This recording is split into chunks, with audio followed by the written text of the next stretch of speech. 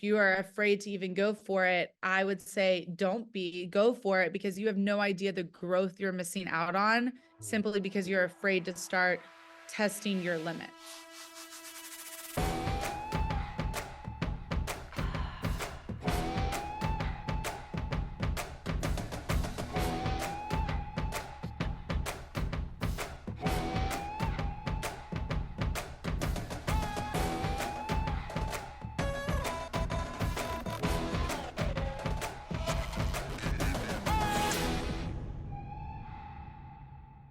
All right, welcome back to the Pure Playbook. Yeah. Podcast where we're going to continue to link resources like we have with us today, but resources, conversation, assets to just, again, bridge the gap for student athletes and their parents trying to keep up or looking for resources. We just want to give people resources they can trust and information to change perspective and mindset.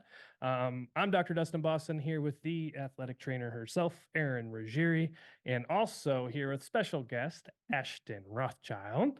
Super excited to have you on again. Excited to be back. Yeah, I know, it was round 2. Yeah. It was great. So you were on our original podcast, The Vital Wire, which is still pending and rolling out there, but we wanted to bring you back on. We're excited. We're happy to have you, and thank you for doing this again. As we've launched the Pure Playbook, it's been a wild ride and seeing how many people are starting to attach to it and ask us more questions. So a lot of people have realized that we are very heavy in the dance world. You have a background, which we'll talk about a little bit in that, but this is also going to relate across athletics. Yeah. So for those of you listening to this, talking about everything from personal training to physique, the mentality, the pathway of getting wherever it is you want to go and having some of that mindset, Ashton's going to be able to drop a lot on that. So for sure. welcome back. Thank you for having me. I'm excited to be back. So, start of 2024. So we had you on a couple months ago. A little bit of transition going on there. We talked about how we had met you. But what's up for 2024? Tell us a little bit about what Ashton's 2024 looks like. Honestly, January 2024 felt like it could have been an entire year within itself. Yeah, a lot of things have changed. I think the last time we spoke, I was still with Lululemon Studio. As you know, things changed with that, unfortunately. So I and none of the trainers I'm no longer with Lululemon Studio. And my husband and I made the decision. We've lived in New York City for 15 years, done the professional dance thing, done the fitness thing in New York. We've always wanted to live someplace else. And so we decided on Miami. So the past few months we've just been, saying our goodbyes with the closure of Lululemon Studio, and then obviously packing up to move to Miami. I also had surgery. So it's been a wild start to 2024. I would say it started on the low, but I feel like it can only go up from where it began. And I feel like I'm on that upward trajectory now. I'm just recovering in Tennessee and just been spending some time with family right now, but excited to officially move to Miami. That road trip is coming up in 2 weeks. That's awesome. Yeah. Now, Miami, was that kind of a blindly thrown dart? Was that intentional? Was that always a part of the plan? What's with Miami? So it's actually, I think it's really crazy. I'm a firm believer in God and how things work out in the universe. And, it was to backtrack a little bit. Last September, my husband and I were doing our wedding anniversary summer vacation where we go visit his family in Greece, and we happened to go to Portugal after. And he was like, "Hey, by the way, starting in the new year, in 2024, I'm going to have to go down to Florida a lot for work," because he works in commercial real estate. A lot of the jobs they have are in Florida. He's like, "If you ever have the weekend off, you should come with me." And I was like, "Yeah, of course, let's do it." Because to be honest, like, we love to travel and we've always wanted to live someplace else. That's always been our goal. But, having Lululemon Studio was so incredible, and that kind of kept us in New York City. Yeah. And then just talking, yeah, let's plan those trips to Florida. We can stay in Miami. We have friends there. That will be fun. Fast forward to finding out about the closure of Lululemon Studio. when that happened, we both looked at each other and were like, is this the move to Miami? And it was kind of one of those things that we're like, I guess this is it. We always expected we'd move out of the city. We wanted to go to another big city. We're not quite yet for the small suburban town, but we were looking at like Nashville, Austin, and Los Angeles and Miami just felt so right. You know, with his work down there, we both love the beach. We love warm weather. It's not too far from my family. It's not so far because, you know, if we were in California, it'd be even further for him to travel back to Greece. And yeah, so we just landed on Miami, and that's kind of how it started. And we were really nervous at first, and we are like, oh my God, what are we doing? This is crazy. Should we be moving? Like, are we just making these like decisions based off of an emotion? And then it was wild because every so often we would get a sign of like, no, this is like the right decision. So it's yeah, it's been a wild ride, but we're very excited for the new change. That's awesome. Yeah, that's really exciting. I feel like you're gonna thrive in Miami. I feel like there's so many fun things. Thank you. Yes. Yeah. Honestly, I can't thank you enough. And like, shout out to everyone who has DM'd me and told me this. You know, we've been I get more nervous than my husband about it. I'm like, oh my God, what are we doing? Like, and like, I get it. If it doesn't work out, if we don't like it, we can just move back to New York City or try something else. It's nothing's ever permanent. But in those moments where I do get anxious, I keep reminding myself of all the people that have reached out randomly just to be like, Miami is going to be so good for you. Like you're going to take it by storm. You're going to love it. It just feels right. So I appreciate that because in moments of doubt, I really lean into those comments. Yes, absolutely. All I'm gonna say is you better have a spot with an extra room. Oh, we do. Don't worry. I love the Fontainebleau, but you know, it gets a little spendy now that we've got people down there. Listen, that was the biggest thing when we decided to move. I was like, I'm down for Miami, but two things. One, after everything's done, because, you know, at the time, a lot of people didn't know I was having surgery. I didn't really talk about it until after I had it. I was like, I want to go to Tennessee to just take a breath, to have some time with family before we try to move, because moving's stressful. And I was like, we have to get a 2-bedroom because I know that my family is going to come to Miami way more than when they ever came to New York. And I know so many of our friends that still live in New York City are going to want to come visit us and elsewhere. So the 2nd bedroom was definitely something we went with. So you mentioned we'll kind of I'm going to start to direct this. I don't know if we told you. I think I did, but when we started the Pure Athlete on the healthcare side, we implemented that as part of the practice, and we started seeing a lot more student athletes and their parents. It was all based around with what we talk about on the podcast now on the Pure Playbook is mental, physical, and relationships. You've already kind of alluded to the mental side of it with some of this last conversation and thanking people for the comments of encouragement. But knowing what I do know about you, the little bit we still know, the little bit we do know about you is talk about when you did this the first time, a little bit of your history of how you ended up in New York City, because I feel like this is like history repeats itself. Of course. So ended up in New York City from I'm originally from Knoxville, Tennessee. I grew up as a dancer. So any listener out there that's coming from a smaller town, you want to pursue a career in dance, I promise you can. That's exactly what I did. I wanted to go to a big city. It was New York that I wanted to go there. I had an uncle, he unfortunately passed away, but he was really big in Sesame Street. He won like 9 Emmys. He lived in New York. He allowed me to come stay with him during my summer breaks to do dance intensives at Broadway Dance Center. So just kind of fell in love with New York at a young age. So he really influenced me to go there. Went there to pursue dance. I had an amazing professional dance career I'm sure we can get into that later, but essentially what happened is my dance career kind of just over time evolved into my fitness career. And it's funny because when I first started dancing professionally, I always knew, I was like, I don't want to do this forever, but I don't know when I'll stop. And I think and I've always thought in the back of my mind, I always had this gut feeling that there was going to be some type of natural transition that brought me into something else. I had no idea what it would be. Come to find out, that would be fitness. And it goes hand in hand. It feels great to still be moving my body and expressing myself in a different capacity while still being tied to my roots of dance. So I love that. There's That's a how I lot of ended up in you.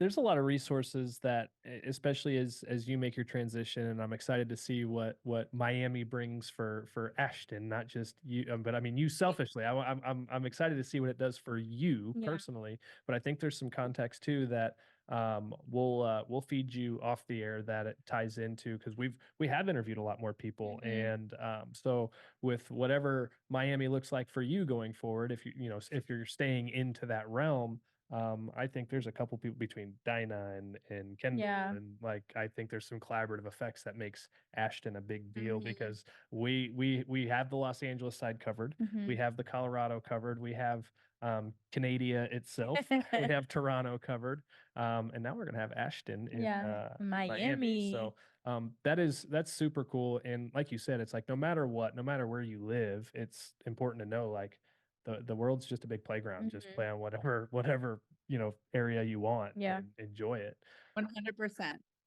So this is one thing that Aaron and I are passionate about, and my wife Erica, as we've started this too, and seeing so many dancers is, I wasn't a dancer. I was the jock on the the top, the three most talked about sports, it seems like, and we're trying to bring dance itself on a platform and continue to make it bigger. And I think that's starting, but as far as even the movement quality and how the exercises go, it's like and anatomically, neurologically, like yes, I have that version, but having people like you and Aaron and Erica, we're starting to build a platform of like how Mhm. can we train these dancers, in all athletes in different Yeah. respects, but in this one, how can we train dancers specifically to each dancer? There's going to be the blanket exercises, there's going to be the blanket mental aspect to it, but especially on the physical training side and the cross training side, it's so important.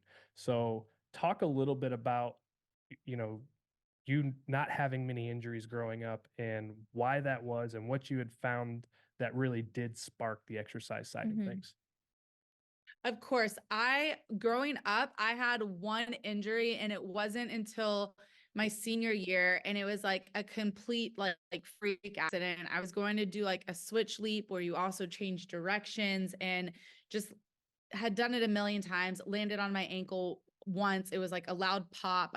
I thought I broke it. I didn't. It ended up being a horrible sprain. When I went to the ER, they were like, you should have just broke it, because it would have Yeah. been better, which is like, well, I'll also talk about after.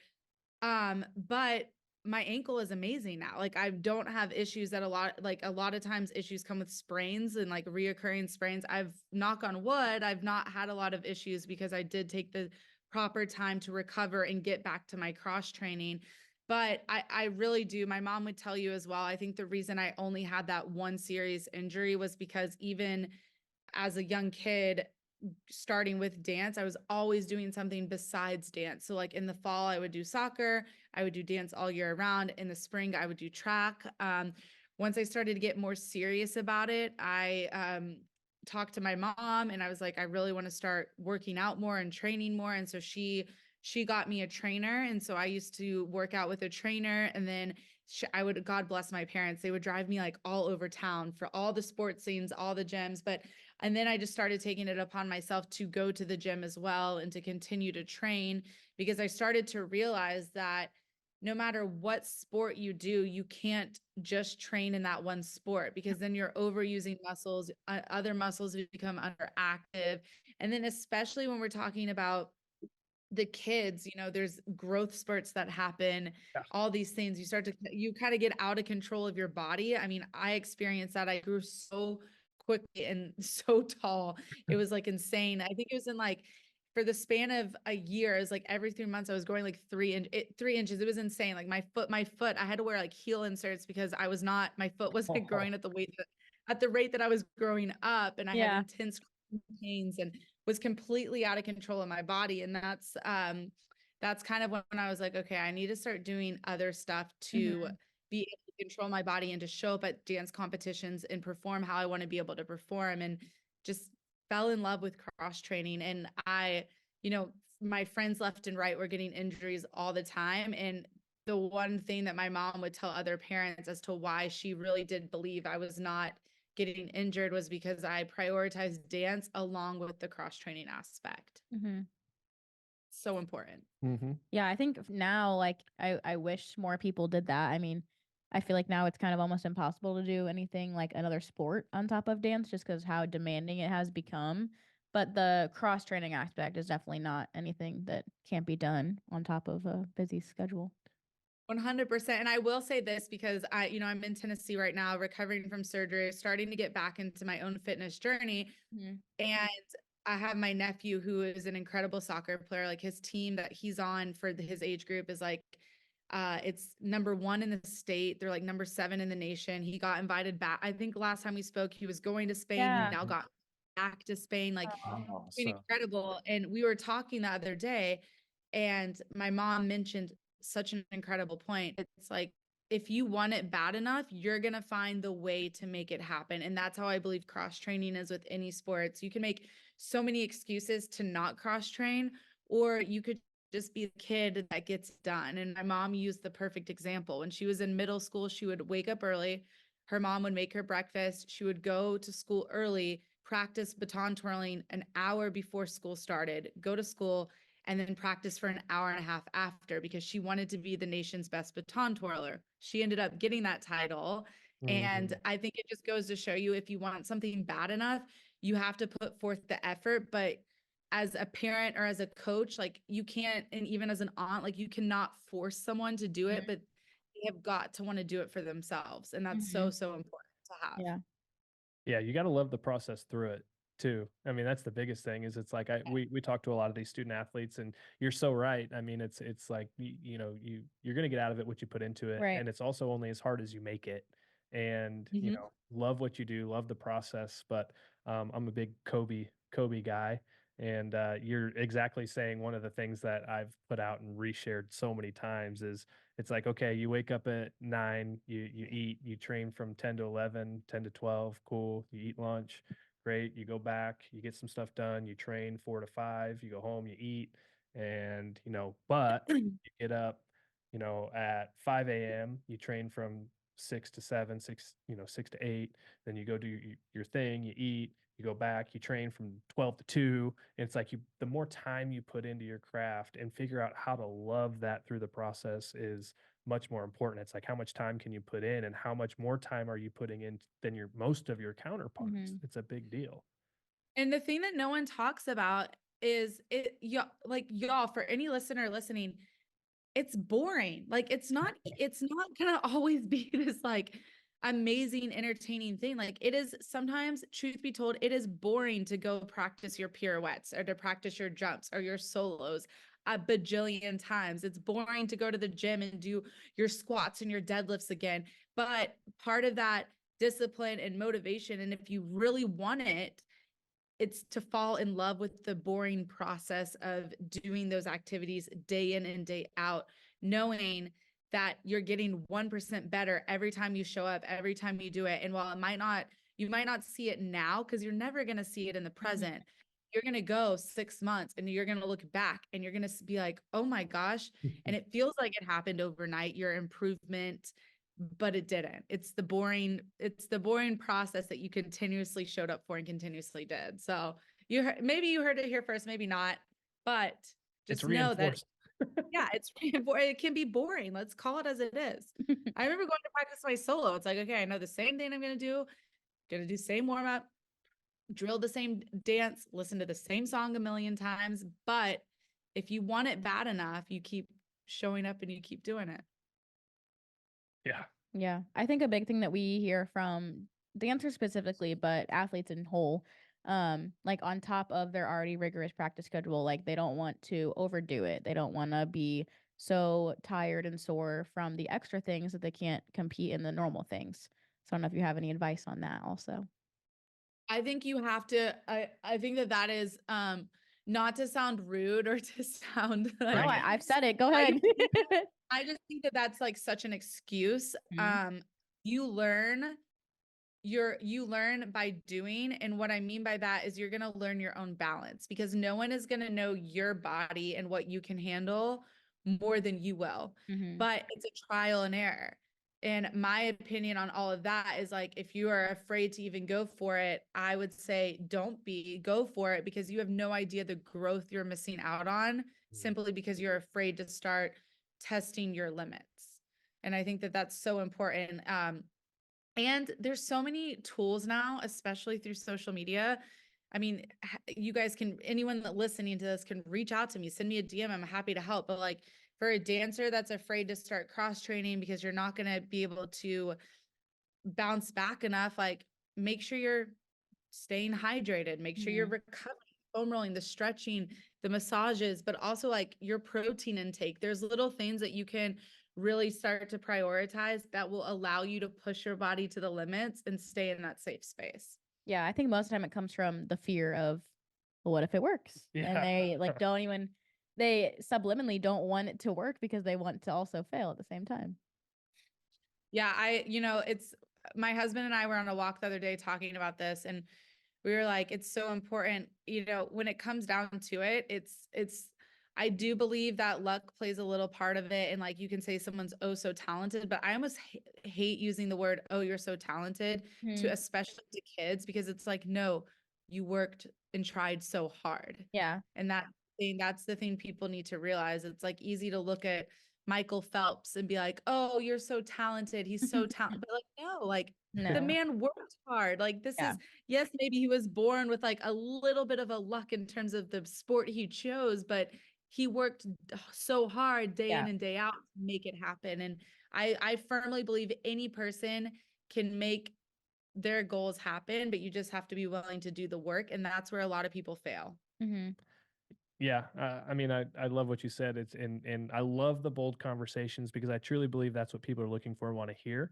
Nothing's off limits here because we do want to inspire, and I'm with you. I think that's a bit of a crutch, but I also think too, and why we're doing this and why we love having people like you on here is because one, you're willing to talk about it, but two, I think a lot of times so I say all the time, we're trying to bridge the gap for student athletes and their parents with resources they can trust and where to go and who do I believe. But also too is it's like you said, you know your body the best, and I have a feeling I know what you were getting at too. They might know their body the best, but they're also not pushing it. Like they don't know what it's capable of either. It's like you know your body the best. You're using this as a crutch because you don't know how hard you want to work. And like Erin said, the fear of success is almost worse than the fear of failure because it's like, okay, what if I do hit that? What if I do work that hard and I am that good? And now I'm going to go to this school that requires a lot more responsibility than going and running and being the point man at this school and having it easy. It's like there's so many things that do need to be talked about. So you bringing that up is huge. And I'm a firm believer is in what you're going to be able to do with where you're headed is like, let's push it. Like you have no idea what you're capable of. Like if you're here to get it, let's get it. And I think with dance too, I mean, it's so important to just get after it. Like you said, I think if there's young listeners, I just want you all to know that when you go into an audition room for your college auditions, for, dance team auditions, professional auditions, whatever you pursue in dance, I've been in so many audition rooms where I'm not the most talented dancer, but they have chosen me for the job because they see the work ethic come through. It shines through. They know that I work hard.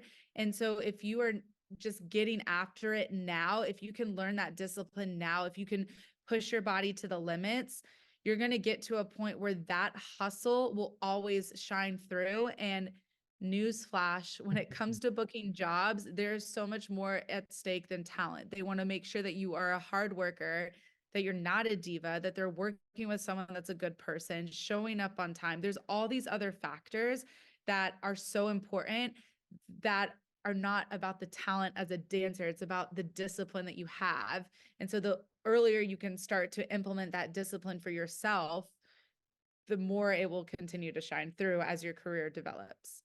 Yeah, for sure. I think that, and you have to learn that at a younger age, and you can't just turn it on and off. I think we talk about the like turning on and off of a lot of things. Well, most of the time we talk about it in like leadership, but in the work ethic too. You can't fake a hard work ethic just to book a job or make a team, and you have to learn that early. And I think shout out to my parents, because I think when you learn it at a young age, so much of it has to do with your parents and how they approach the issues. And speaking from experience, like I found that inner drive because my parents were always honest with me and always, oh man, like I didn't perform as well. Oh, like I want my pirouettes to be better. My mom's like, if you want that to happen, you have to work at it. No one else is going to do the work for you. You have got to want to do it. And she always brought in those conversations, and it was such an eye-opening experience where it wasn't like, oh sweetie, you did a great job, it was fantastic. She's like, no, you could do those things better.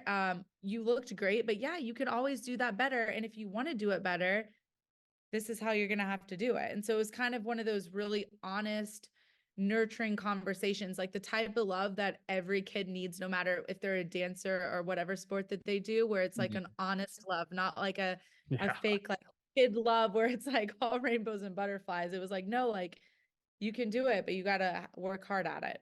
Yeah, I mean that's like going. We just talked about this a couple weeks ago with Yeah. on the well, I guess in the midst of nationals, everything in Daytona on the competitive dance and cheer side of things, it's like going to a competition and getting feedback from judges. Like Right. everything looks good, your turns look great. Yeah, that was awesome. Maybe a little facials here, and you get like hardly any feedback. It's like you're doing nobody any service. Right. You know, you're just doing them a disservice, not giving them honest feedback. And even with our, you know, we talk about this a lot on the podcast too with my 4 and 6 year old who just started playing hockey. You know, they get in the truck, we leave the hockey rink from practice, and you know, I ask them, I'm like, you know, I don't even ask them if they had fun. I will ask them, I was like, what was the most fun thing you did, is the first question I ask. And then the next one is, you know, what do you think you could have done better, or what do you want to get better at that you learned today? And they'll tell me, and then I'll ask them, how do you want to go about doing that? So they're giving themselves the answers. And it's like, well, can we go skate at that one rink that we go to all the time so I can work on skating backwards? Like they're giving the answers versus like just not getting any feedback at all, or just ripping them and being like, well, we need to go here and we need to work harder and we need to do this. That's incredible. I love that because it really puts the responsibility on them and takes it off of you. Mhm. And they start to be able to self-reflect better too, which is just an incredible life skill, right? We all have to be able to do that. Yeah, I mean, I think 90% of kids who quit sports do it in the car on the way home. Like that's the issue, and I think a lot of parents need to know that. Yeah. But I think a lot of, you know, some parents might not know how to have that conversation or realize that. And it's not a pointing the finger. This is, I'm not trying to be intense about that, but it's like I think we all can start to think back and like be like, man, you know, I've had an experience like that. It didn't cost me. I didn't stop playing, but it's like if we change that conversation and, you know, reward them through it, and all these dancers where it's like, look, this was great, and that Oreo sandwich kind of deal. This was great. What do you want to work on? This, you know, this is how we do it. Is such a big deal. And I think we need more of that in a day like today, though. I think we need more honest feedback instead of just glad you came. Here's No your more medal. fluff. Yeah. Get rid of the fluff. So, when did that start for you? I kind of want to jump back because I think this has a lot to do with, now that we've talked about loving the process and a little bit of the mindset shift. When you started training, how old were you when you really realized like, wow, I'm crossed, like you yourself, how old were you when you figured out like, man, I'm doing a lot to really perfect my craft, not just going through the motions? So I think I was about, if I'm looking back, I think I want to say like fifth grade. So like what, like 10 years old when I was like, Yeah, okay, 10. dance is it. Like I really love it. I'm going to do the other stuff, but my main love is dance. And then I think in middle school was when I really started to just like step it up. Middle school was like when I started to really see the importance of cross training. And at that point, I was still younger. And so I wasn't necessarily going to the gym, but I was still doing track and soccer because I knew it was important. I was training different ways. So I became, middle school was when I got serious and I knew that I wanted to go to New York City. I wanted to be a professional dancer. This was it. Like I did the other sports to stay active and cross train and be supplementary. But then in high school is when I like really stepped it up and was like, okay, I have 4 years to become the best dancer I can be under my parents' roof and under Yeah. their dime. Yeah. Yeah. And so I just did everything from all the dance conventions I could sign up for. I would wake up at 5 a.m. I would work out at my house before school. After school, I would How do get you my guys do it? homework done. Yeah. So like I would just, I just made it happen. And missed a lot of school events, a lot of football games, which is like huge in the South because I just didn't care about any of that stuff. I didn't care about dating. I was like, So what was eye the on the prize goal? Why did you work so hard? because I knew that I wanted to go. I had a big dream and I was like, the thought of failing that dream didn't scare me as much as not trying. The idea of not trying to go for something has always terrified me more because if I really go for something and it doesn't work out, guess what? It doesn't work out. But I won't be like boggled down with so much regret and like I hate that regret feeling. I never want that. And so I've always been someone that's like, okay, I'm just going to go for it. And I wanted to be a professional dancer. I knew I was going to a big city. I was coming from a small town. And I was like, I'm going to do everything in my power to prepare myself to go to college in New York to make this happen. And if I fail, it really wasn't an option. Like, I didn't even give myself that option. Yeah, the fear of regret is a much greater fear than the fear of failure. And Yeah. I think people need to realize that. But I also Yes. think achieving the trophy of regret is the worst thing you can do Absolutely. because believe it or not everybody gets a second chance. Not every scenario gets a second chance. I would rather win the trophy of failure than win the trophy of regret. Ugh, regret, just like you say that, and it's like spiders crawling up my Yes. back. And try to steer so far away from that as much as I can because that scares me more than any other feeling of like failure. Yeah. Yeah. I think we've talked about it before. Like you just have to be prepared enough to know that you were prepared enough. Yeah. And Yes. go to the competition, the game, the whatever it is, try out and just put yourself out there and Yeah. I think we talked about this the last time I was on the podcast when it came to like how I auditioned and became a Lululemon studio trainer and previously known as Mirror. And I said that I was like, when it was like go time and I was going through the audition process, I did everything to prepare myself. Like I was 100% prepared. So I knew that if it was something that didn't work out, that like at least from my perspective, I put everything forth that I could because that's the hard truth about dance and a lot of sports. Like you're going to have to audition for these teams. You're going to have to audition professionally. And sometimes it will have nothing to do with you or the hard work or the talent you put forth. But like there's other things that are behind the scene. Like you could be too tall, too blonde, like there's so many other don't think about that, especially in the professional world, are such big aspects. So I always say like, if you can never be too prepared. And if you go into something and you're prepared and you brought your best, even if you fail and don't get it, at least you're walking away with zero regrets because you put everything forth that you could. Yeah. Controlling the uncontrollables. Yeah. Lack of confidence has a direct reflection of lack of preparation. I mean, Yes. period. The more you do things over and over and over again, the more comfortable you get with them. Yeah. I mean, lack of preparation will help you suffer in confidence for sure. There was I kind of want you to get into because we have like literally this morning, and it's funny you say that because we literally had a dancer this morning step out of her comfort zone and tell us, and I'll let you know, I'll finish the story off the air because we can't leak that yet. But she's going to transition a little bit in her dance career, which was super cool because it was a growth step for her getting out of her comfort zone. Yeah. But we're getting a lot of questions to where I'm digging back in my biochemistry side and going back into the nutritional side, like you had mentioned earlier, like increase your protein, like how do we start to feed according to whatever athletes we're seeing? And we're getting a lot of questions on that. But I think I'm going to hopefully slide this over to you for a few here and start having the conversation with the training side. Now that we have Ashtain sitting in front of us, we're all privy on this. Ashtain really gets to focus on it. She's honed in on this, but start stimulating some conversation on the training. And I'll kind of lead off where I want this to go with kind of debunking a little bit of the weight training side of things.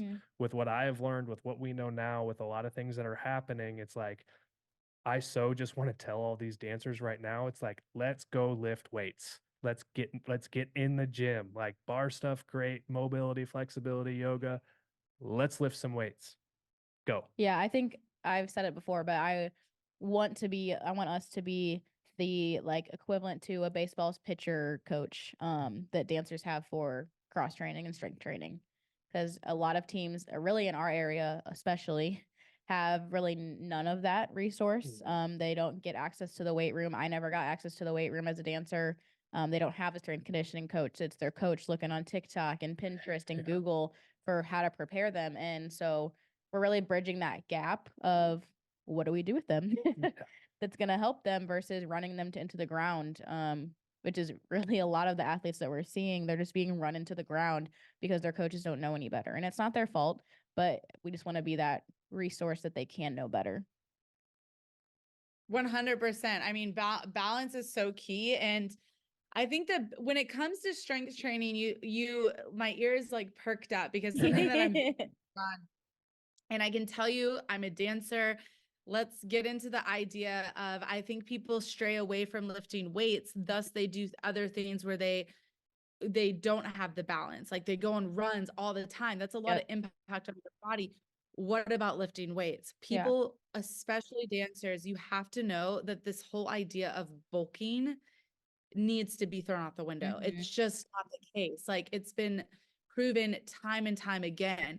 Now, there are genetics that play a certain role in everyone's bodies and body shapes, but lifting weights is not going to bulk you, especially for the dancers. It's going to help you increase your bone density. It's going to help increase your stabilization muscle. So when you're doing pirouette turns, you feel more balanced. You have to balance on one leg.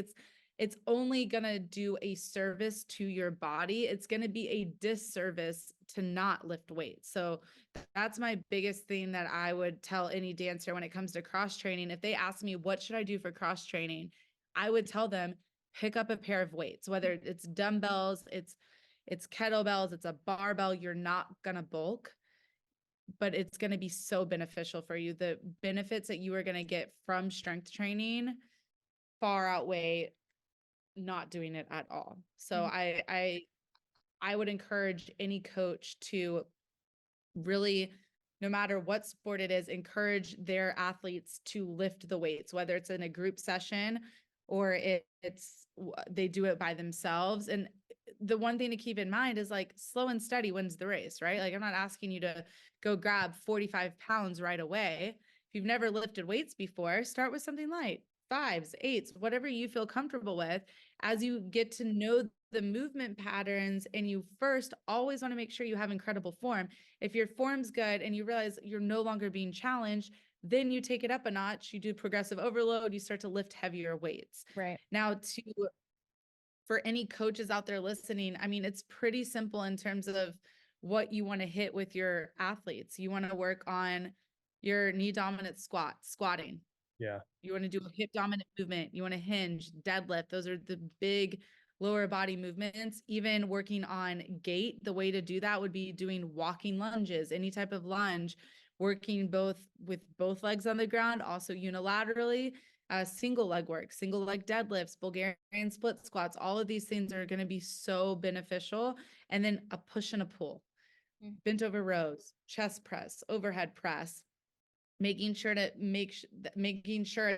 those workouts for your athletes are well-rounded will ensure that it will help with injury prevention, but 2, it will just make them more well-rounded as an athlete in their performance that they have to give forth. Yeah, I think so. Yeah, Because I know you mentioned the social media and people looking on social media what to do and running them into the ground. No. There's no need for that. You can make workouts fun and creative, but just making sure that you have that framework of an upper body push and pull, knee dominant work, a squat, a hinge pattern, a lunge, core. And then once you know that you hit all those points, you can kind of play with how you do it.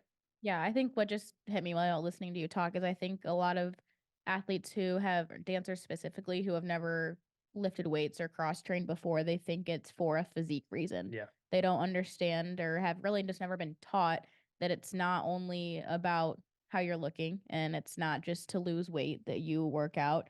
It's for everything you just mentioned, the rehabbing, the prehabbing, the injury prevention, all the things. But I think that's where we were also going to go with this too, is Like when you're trying to make these higher teams and even college teams now, you have to look a certain way. And it's okay if you don't look that certain way. And if they don't accept you for what you look like, then it's not the team for you. Yeah, 100%. Mm-hmm. 100%. 100%. That's so true, especially with dancers. I totally get it. We stare at ourselves in the mirror all the time. All It becomes day. so hard.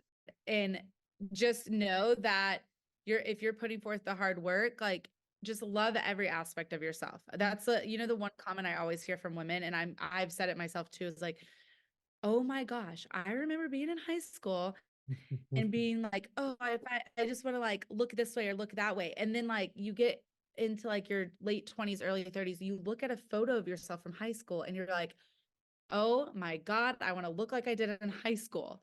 Yeah. And so it's like, I think that there needs to be this newfound appreciation for how you look now. And the one thing I will say is, y'all, it's going to change. You're an evolving person. You're on a never ending journey.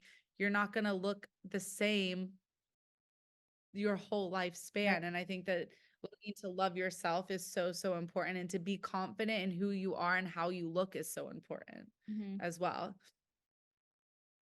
So I have a question with all this, and I think we're kind of asking it, or we're kind of answering it already, but I'm going to ask it just to clarify. Knowing what you know now, what kind of resources would you have loved to have when you were that 10-year-old going through high school that maybe you didn't have? Or what are some resources that maybe you did and you would make super accessible for those athletes or dancers today? Nothing's off the table. Doesn't have to be just fitness. Obviously, we're talking about fitness, but that's so interesting because you could go so many ways with this one. I would say my mom and I, we were literally just talking about this yesterday, which is crazy because I knew nothing that you guys were going to ask me at all. And, I like to this come is in all the off the podcast. cuff. So just so everybody knows, this is I all like off to the be cuff. super authentic. Yeah. I mean, I like to be super authentic and honest. So anytime I've done an interview, I'm like, I don't need to know the questions. Just shoot them at me. Let's go.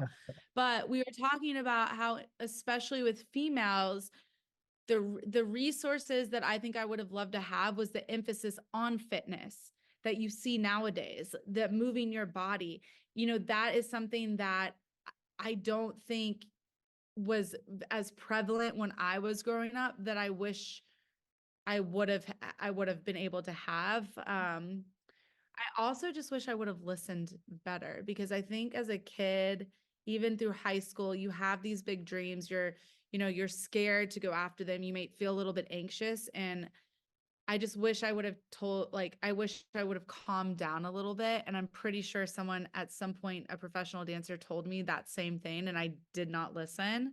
Mhm. So if there's one thing that I wish I could give athletes, it would just to be enjoy the process and calm down slightly because if you're working hard and you're a good person and you're doing all the right things, like know that opportunity that's meant for you is coming. It might take a little bit longer than other people, but it's 100% there. So I think that's what I wish I would have done from a personal aspect. And then obviously just I think the wealth of knowledge people have nowadays in terms of fitness and the importance of it is so much greater than what existed when I was a child, especially for females. Did that answer? I think, what was the second question? It was more just like just what resources with nothing being off the table, whether Yeah. it's more workout routines, more resources for mental health or nutrition or tutors or like I mean, yeah, we could go any different direction. I was just wondering, it's like, Social man, media my mom too. and I always struggled finding like we really wanted this, never really got it, but I wish I had this, and maybe it's available now, but I think the double-edged sword too is social media. I mean, I think it's incredible. You can, when I was growing up to get access to these huge choreographers that were in Los Angeles and New York, I physically had to travel to go to a convention, to be in person. Where like nowadays, there's all these different apps, there's social media, you can do like Instagram lives, TikTok lives. There's so many resources out there. But I will say that is also a double-edged sword. So you should be very careful in what resources you trust. Yes. Mhm. And who you're taking that advice or that fitness advice or nutrition or dance advice from. Don't, because we're all guilty of it. You see something on TikTok and you're like, oh, that's a great piece of advice. And it's like, whoa, whoa, whoa, whoa, whoa. Right. Backtrack a little bit. Yeah. Make sure that the person that is actually giving that advice, like do your research, make sure that they are qualified to be giving it. But yeah, I mean, social media, can you imagine if we had that when we were 10? Holy wow. Yeah. But talk like about I that said, a I'm lot. kind of glad I didn't. It's like, Yeah. I'm like, it would have been amazing to have those resources, like Yeah. the mental apps that you have, the Calm app that, you know, there's fitness apps, there's dance apps, there's, you know, there's so much out there, but I'm also like, I'm kind of glad I didn't grow up with any. Yeah. Yeah. And I think even like it's helping dancers be way better now than like these Yeah. dancers now are way better than I ever was when I graduated college at age 10 because they have so much access to the choreographers. Like everyone is a message or DM away, which Yeah. is wild. But there's things like the CLI studios. You can literally take classes online, and then the people that we've had on the podcast, like for the training, the pivot dancer that Dinah does, training with Kendall, even Chelsea, she does more mental stuff. But those things were not in access. It was for me, it was like whatever I had in my studio, whoever my studio teachers were, and then dance team teachers were, like that was what I got. And whatever they brought to the table is whatever served. Yeah. 100%. And I think, I mean, you know, just to touch on the fitness thing, because I am in this unique position where I did professional dance, but I'm also really obsessed and passionate about fitness. Another great resource that I would just like love to give people is my own experience from learning about that. And something that you touched on earlier that I wish people would know is that this cross training aspect is not just about looking a certain way. That's like the least of your of what you should be focusing on. What you should be focusing on is how it's going to make you feel. And I will say this, as someone who recently had surgery and couldn't work out for a little bit over a month, I was so nervous. I mean, obviously my body, yes, I've lost muscle, my body's changed. That's okay. It will come back. I know this. But I will say it's remarkable how your muscles remember certain things and how my bounce back has been not bad at all. And even the doctor, he's like, your bounce back is probably going to be far superior than a lot of other clients I've dealt with because you take such good care of yourself. You do cross training, all of this stuff. So as a resource, I just wanted to give that a plug really quickly too, because I know injury is something that is going to happen if you're an athlete. And just know that if you're doing that cross training and you're focused on the right things, that it comes into play in different aspects of life that you could not expect. 100%. Yeah. I want to say clinically, I'm gonna dive in clinically in like 2 minutes or less here and kind of You want a sum up. timer? You might need one.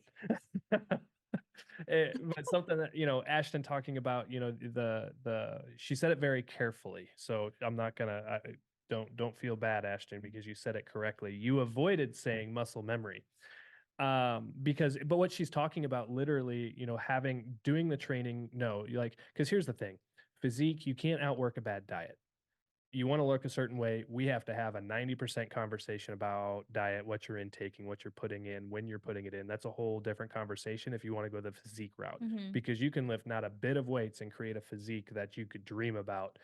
And that's a lot of on the nutrition side. But the cross training side is so much about movement and being dynamic in totally different situations and putting load on your body in the same position. Like you can do the same thing and then load it with weight and train other areas around it being in the same position.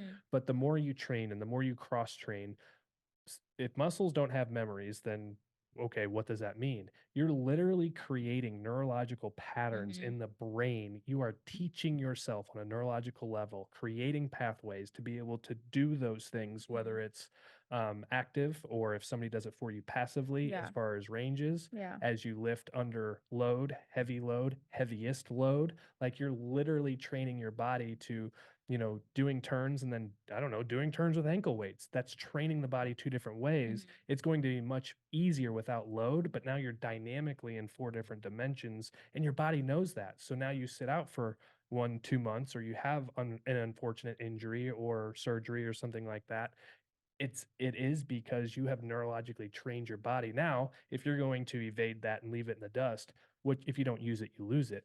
But it's not like, oh, it's just gone in 4 weeks, 5 weeks, 3 months. Like you can literally get that back. And Ashton's so right. And that's why you cross train. It's not for the injury side. In Ashton's case, that's what she's using it as. So don't miss what she's not saying. But through a career, so you have a perfectly 100% healthy career, you need to do that because every dance is different. Every competition is different. Every scenario is different. And you still have to move through that. What if the floor is a little softer? What if it's a little slicker? What if it's a little, it all depends. What if you're on turf? What if you're on grass? What if you're on wood? It's like there's so much to take into account, and cross training is absolutely key. And it's so funny that, everything you said is so spot on. And it's almost like you don't realize the importance of cross training until you're in that position of like, oh my gosh, we've been practicing on this type of floor. Now I have to dance on that type of floor.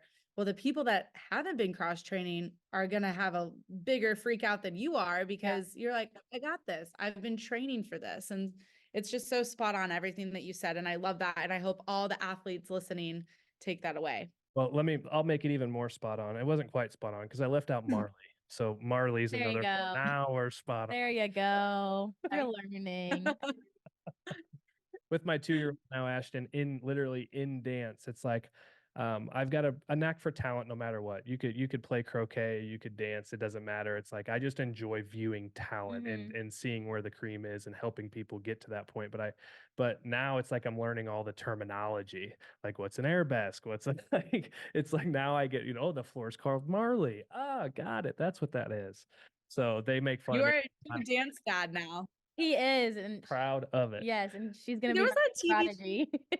There was a TV show called Dance Moms. I'm like ready for like dance dads. Yeah. That would be Oh entertaining. man. I think it'd be way more entertaining. You can be the star of that. Yes. You'll pitch that. Yeah, you'll be the star. It will be great. You're the main character.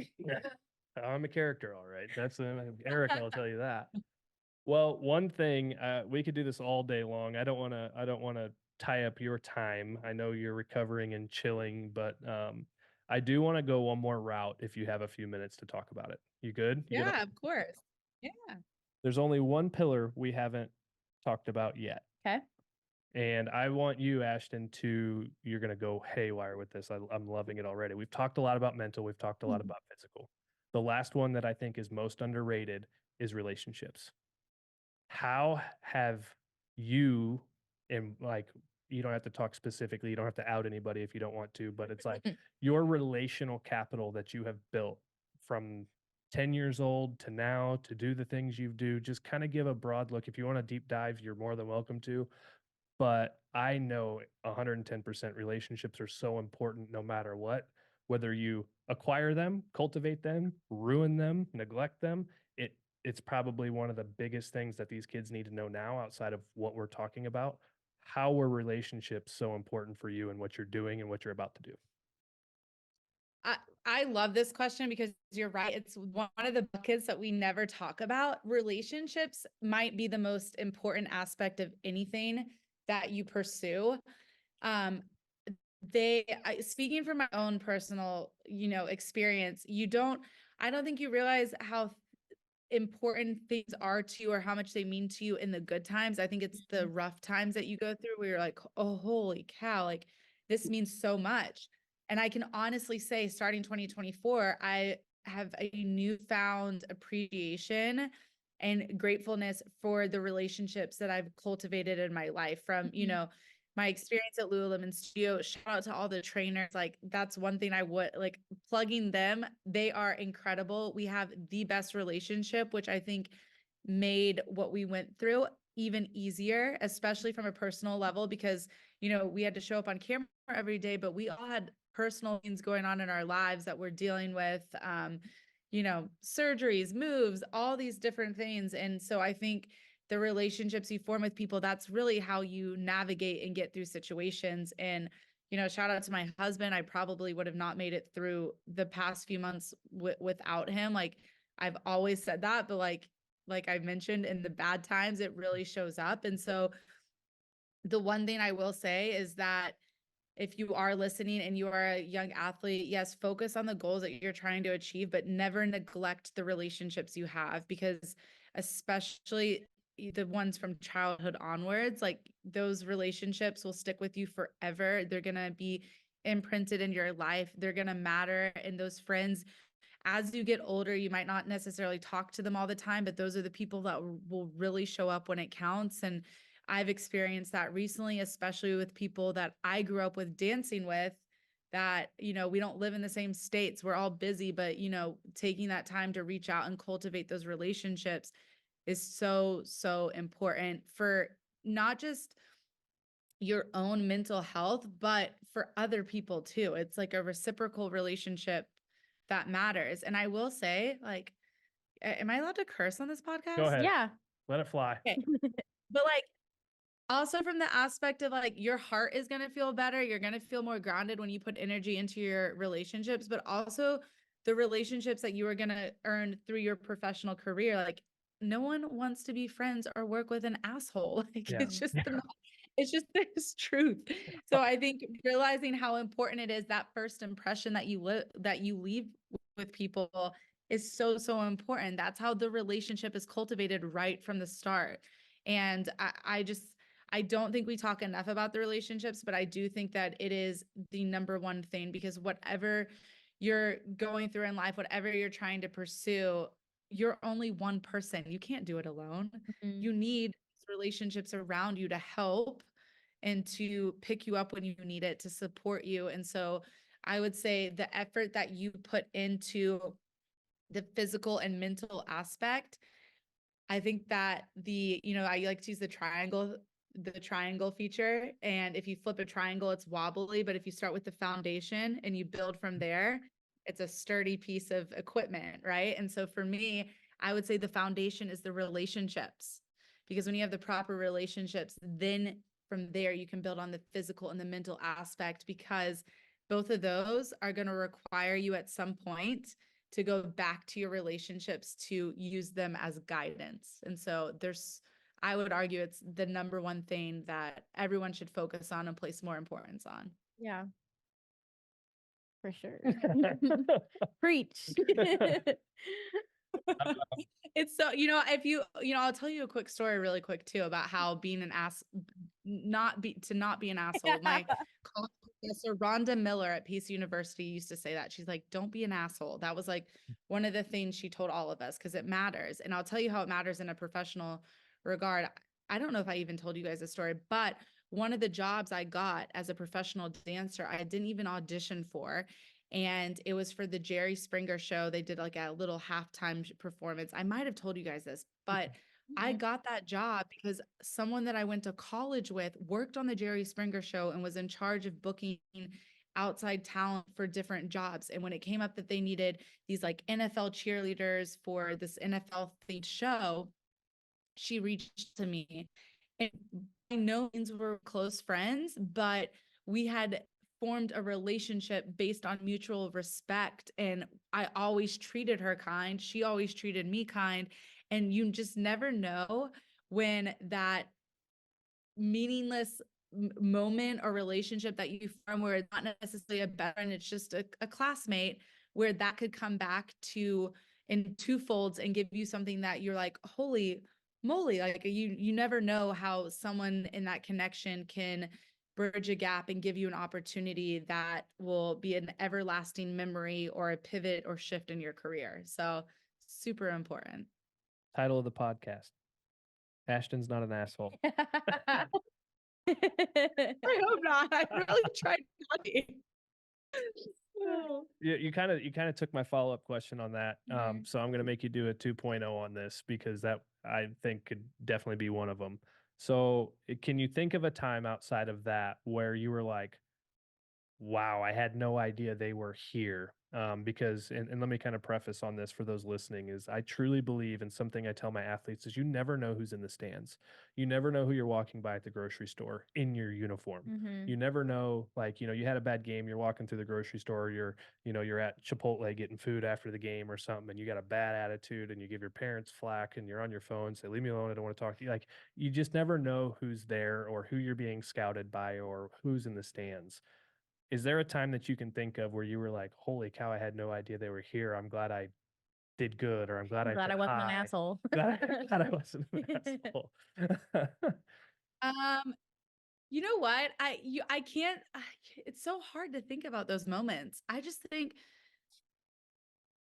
you know what? I think a lot of it, I maybe because it's so fresh, but I keep going back to like Lululemon Studio and different moments where I'm like, oh wow, like I'm really, when I did the personal training feature, when they, there was an aspect where you could do personal training sessions, and I had a few clients that were like friends with the owner of Mirror, and big time people, investors, and you don't get any of this information going into it, and those are moments where I was like, wow, like I'm really glad that like I showed up as myself and gave my absolute all and my energy to that person, because it is true. You'll have moments where you're like, wow, I had no idea that person was there, or that person was who they said they were. And it's like, it's a great reminder for anyone listening to not to be fake, because I don't like to promote that, but to always show up as your authentic self. And what I think that means is giving your undivided attention and 100% of yourself to whatever situation you're in. Mhm. And that's I've learned that a lot. And the first example that came to my mind, because it's so fresh, is doing the or Lululemon Studio personal training feature. Do you watch Suits? Have you watched Suits? Oh my gosh. Donna and Harvey are like, ugh, I love Suits. I'm obsessed. Same. Obsessed. So this is where I'm gonna ask a direct question. This is Suits has kind of been the theme over the past few weeks here in the office. We got Aaron Yeah. hooked. It took Erica 2 years for me to like, she's like, you really need to watch Suits. I'm just not a TV guy. I watch Yeah. football, golf racing, or I watch golf racing and hockey, a little bit of football now with the boys. I just don't watch a lot of that stuff. So we started watching it. We're at the end of season 6 now. It's great. So is it true, Ashton, that you would say, with your experiences over the past few years, especially in Lululemon, the people you have met, do you believe that you are able to be more successful now with the relationships you have gained because you've curated them than you were before? Oh my God. Yes. 100%. 100%. The people you meet along your journey are going to be the ones that help you get your future jobs. And you're like, and I'm not going to talk about it yet, because I'm secret. But something that I have lined up for Miami would have never happened without one of the connections that I had. It would have never happened. I would have never heard about it. And it was like, it's yeah, the relationships 100% so important. They have enriched my life in a professional regard, but even more impactful on a personal one. So There it is. yeah. Love it. Well, let's wrap it up.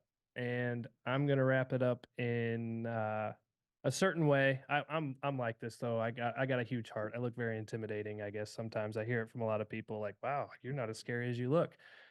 I want to say thank you, Ashton, because when we have these conversations, and you've been on with us twice now on 2 separate podcasts, and I think a lot of people are going to be like, oh, they've probably been friends forever. We have not. We have been with Ashton as much time as we've been on these podcasts. It was a simple reach out. Thank you for being authentic and genuine and willing to help. We do feel like we know Ashton, and like we're helping her recover, and wanted to come to Tennessee and help move you guys to Miami. But we have known Ashton all of a few hours live on camera. And I just want to let everybody know there are people like this in the world. And this is why we bring them into the circle. And it was a simple ask on our part. And so I just want to thank you for that. Yeah. You've been so accommodating and selfless, and I'm excited to see your journey. I do not know why I get emotional when I talk about stuff like this, but it's just good to know that there are people like you, and in the same passion that we are, that are willing to help, but also willing to really build a friendship with us. So if you need help moving to Miami, you call. I've got a big truck Oh, and a thank trailer. you. We can help make it happen. I'm all for Miami, but just thank you for being who you are. And I'm excited to see what you're going to do Yeah. and release. And if there's anything we can do to help you with that, I think we've got a lot of people that we're going to introduce you to anyway, and make the connections for. If that curates, great. But just Thank you for making everybody I'm sure that you've ever met feel like you've been a friend for years. Yeah. Well, thank you. That is so kind. You guys are amazing.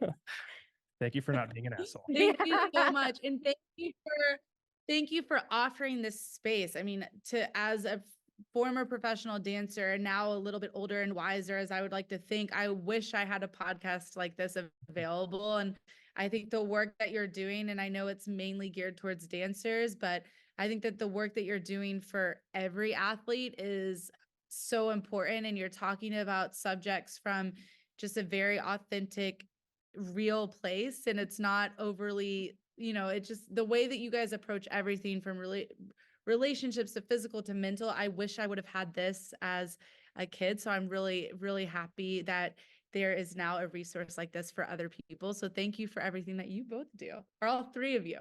Well, thank you. Thank you. Thank you. Yeah. Anything else? No. Last words? No. Cut off the recording here. Don't be an asshole. There it is.